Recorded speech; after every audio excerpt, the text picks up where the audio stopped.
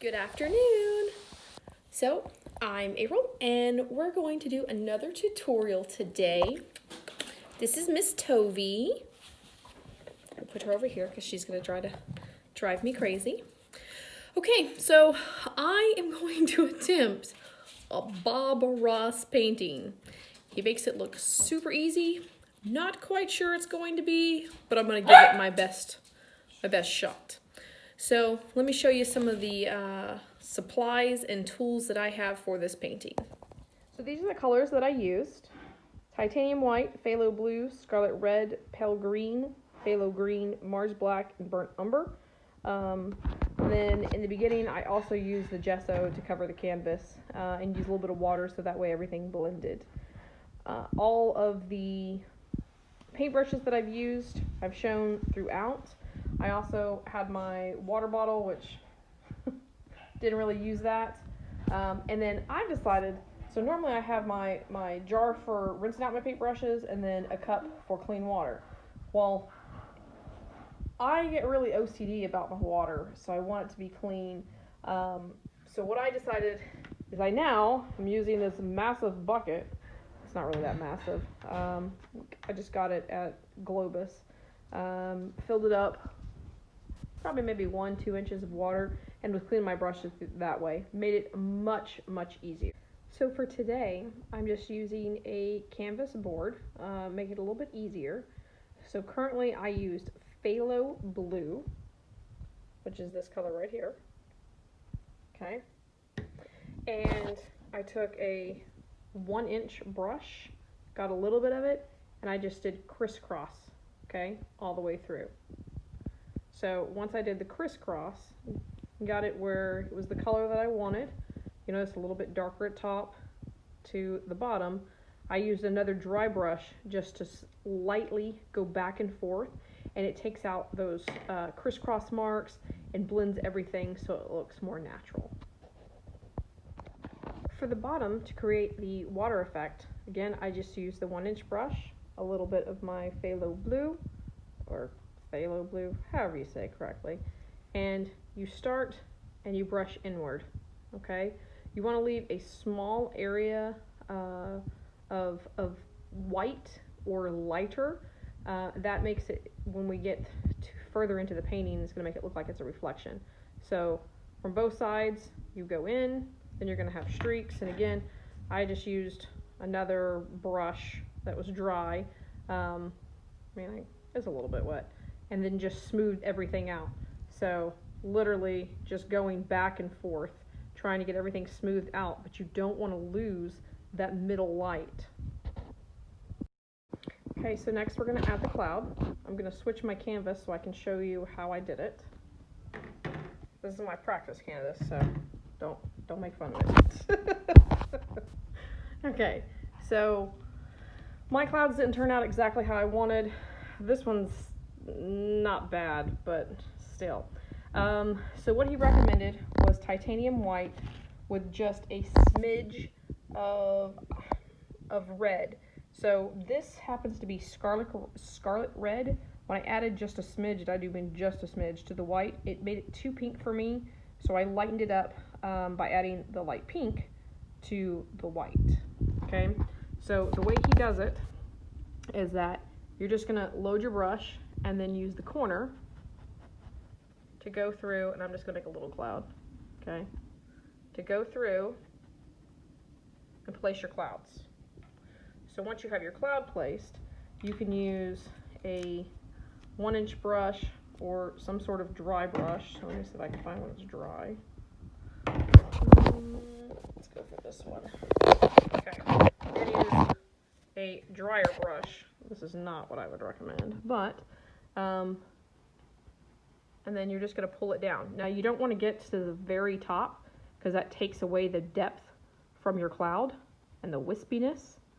So just work it in, okay? Starting to look like a cloud, right? You just keep going till you get the desired effect that you choose.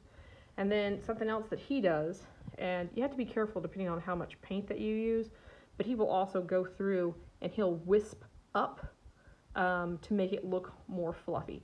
Now, if I do this, you're going to get this effect where you see like all this paint. So like if you do it to your effect, but that's about what it's going to look like. Okay?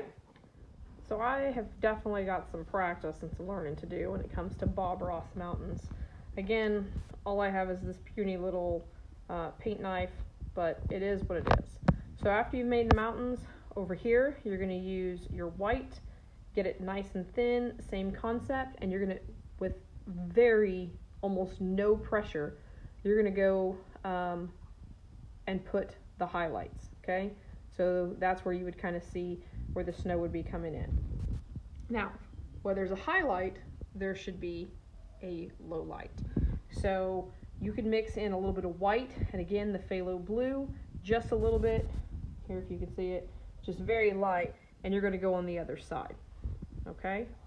And again, it's supposed to be very light. Unfortunately, it is larger when you are it is easier when you're using a larger canvas. I don't have that, so, you know, we make do with what we got. And again, Bob Ross has some super amazing tools, but use what you got. If you can use a paint knife, credit card, something that's just firm to be able to mix up the paint and then to be able to put it on nice and easy. Okay, so this is where we're at. We're adding a little bit of foothills. So you're just going to take really all your dark colors and you can mix them together. It's going to end up being kind of a grayish brown color. You can use black, phthalo green, the red. You want to put a little bit of white in there to bring it out, to make it a little bit lighter. But you're just going to tap it out here and you can see there is nothing special about it. Over here, to make it look like evergreens way out in the distance, I used a little bit of the phthalo green and then the color that I used for this and just kind of mixed it up and it made it a darker green. And then you just tap it out. You want to keep it kind of close together so it doesn't like fence posts or telephone poles or however you want to put it. And you're going to do all of those. Then to start making the reflections in the water, it's a little more difficult because we use acrylic paint instead of the oil paint like he does. But the big thing is once you get down to the bottom, you want to pull straight down, okay? Because that's how reflections are. So you pull straight down. And of course, if they're taller, they're going to have longer reflections and then shorter reflections. If needed, you can reload your brush and make it just a little bit more. And once you have that, then you will lightly just go back over this way, and that's what gives it the reflection look, okay? You can see it's starting to get that way. It's not the greatest, but it's starting to get there. I want to start with, ignore that thing in the middle. I messed up, so I'll figure out how to fix that shortly. So we have the foothills, we added the line of evergreens back there and then created the reflections. And as I was trying to do reflections, that's where that came from. So now we're going to add some evergreens. Again, takes practice. I got to work on the Bob Ross technique. But again, he also uses oil paintings and boar bristle brushes, which are easier. But you can just take your 1-inch brush, load it up with some, again, I used the brown and then I added a little bit of pale green and phthalo green to it to make it work. But then you just want to tap the top of it, and that starts the trunk, and then you kind of go back and forth pushing up to create these evergreens. Now the whole purpose of this, the clouds, the mountains, and you can see the different depths, then you got the foothills, the evergreens. This is to create depth within your picture. So continue doing the layers. It helps it more.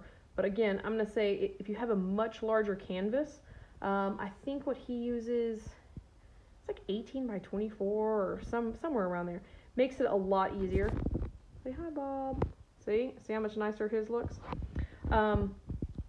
But, you know, just do what you can. It's all about having fun and learning, and that's all that matters. So I'll stop here for a moment and then we're going to add the trunks shortly. Okay, so the next thing that we did is I mixed a little bit of the brown, and on the side of the palette knife I just put little spots within the trees. Same thing on this one. Not a big deal, put them wherever you feel. And then I used some of the titanium white with the sap green, mixed it, and then I just added highlights on here. You see I slightly fixed that. Now, unfortunately, I can't do the same thing that Mr. Bob Ross did, for the fact that, again, I have a smaller canvas. Unless I made everything super small, which unfortunately I didn't, I can't give it as much depth that he does. So this may end up being the finished painting. I hope that you've enjoyed. So I've decided that's probably about as good as it's gonna get. So last thing you need to do, sign your name and call it a day.